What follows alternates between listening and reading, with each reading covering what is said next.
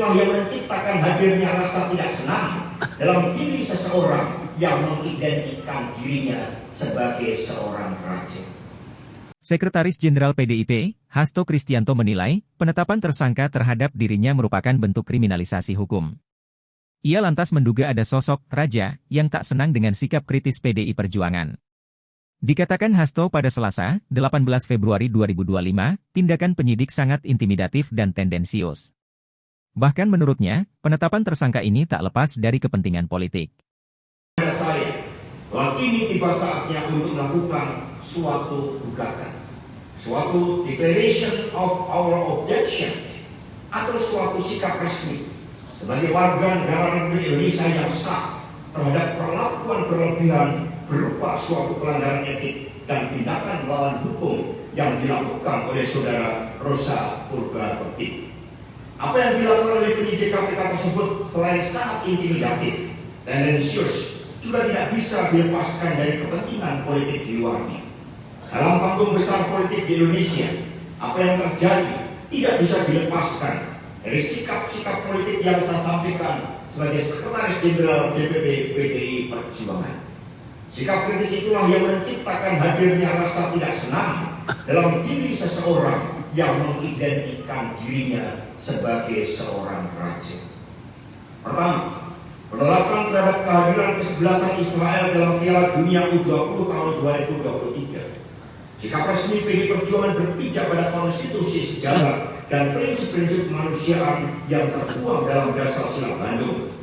Pembebasan dan kemerdekaan Palestina adalah komunika politik yang ditandatangani oleh pemerintah Republik Indonesia dalam Konferensi Asia Afrika tahun 55 di Bandung. Ini yang kita tandatangani bersama dengan 29 negara yang lain.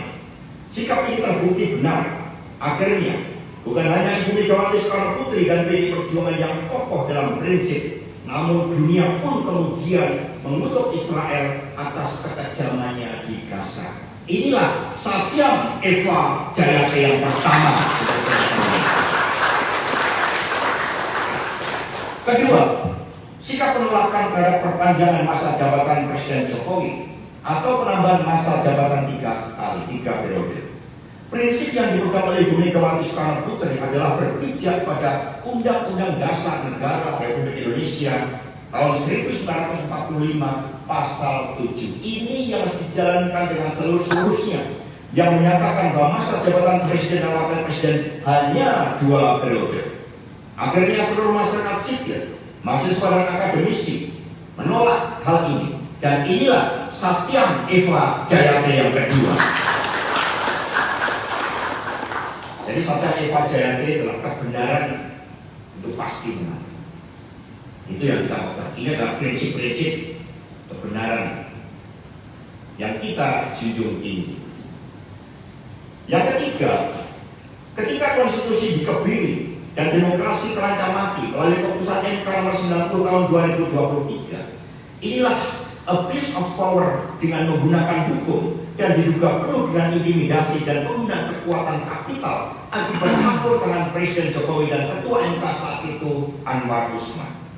Sikap tegas Ibu Megawati Soekarno Putri terjadi karena ketaatan pada peraturan perundang-undangan. Apa yang terjadi di MK ini akhirnya tercatat sebagai titik paling gelap dalam sejarah demokrasi Indonesia. Dan inilah Satyam Eva Jayate, sebab konstitusi itu memiliki roh. Dan sekiranya itu dilanggar melalui abuse of power, maka bisa menciptakan krisis. Kita yang tidak menginginkan itu. Maka kita juga akhirnya berproses, meskipun itu semua adalah prosedural. Keempat, masyarakat Indonesia mencatat bahwa di dalam Pilpres dan Pileg tahun 2024 serta Pilkada 2025, berbagai penggunaan mesin politik yang bukan partai politik kembali terjadi. PDI Perjuangan menyampaikan begitu banyak catatan gelap atas praktek demokrasi prosedural yang berwatak otoriter populis ini. Masyarakat mencatat begitu masif intimidasi yang dilakukan terhadap kepala desa, anggota legislatif, jurnalis, tokoh-tokoh pro demokrasi, para pengusaha hingga kepala daerah. Bahkan bujuk rayu melalui bansos pun dilakukan untuk membius kesadaran rakyat. Ini berita di salah satu media nasional hari korupsi kepala desa, yang kemudian ini menjadi alat sandera. Terhadap berbagai penyalahgunaan bansos ini, pada tanggal 8 Februari yang lalu, Jenderal TNI Purnawirawan Luhut Binsar Panjaitan menyatakan bahwa dari 500 triliun dana bansos tersebut, hampir separuhnya atau 250 triliun yang sampai ke masyarakat.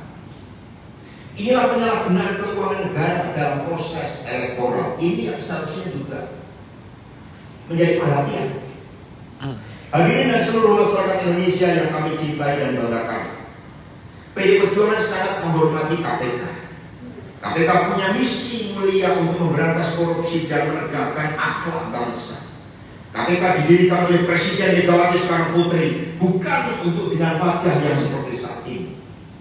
KPK seharusnya fokus untuk menangani kasus-kasus korupsi besar seperti illegal logging, kemudian tambang-tambang ilegal, judi online, narkoba dan lain-lain yang diduga banyak melibatkan aparatur negara. PDI Perjuangan dan seluruh rakyat Indonesia akan memberikan dukungan penuh terhadap KPK jika benar-benar memberantas korupsi pada kasus-kasus yang merugikan keuangan negara.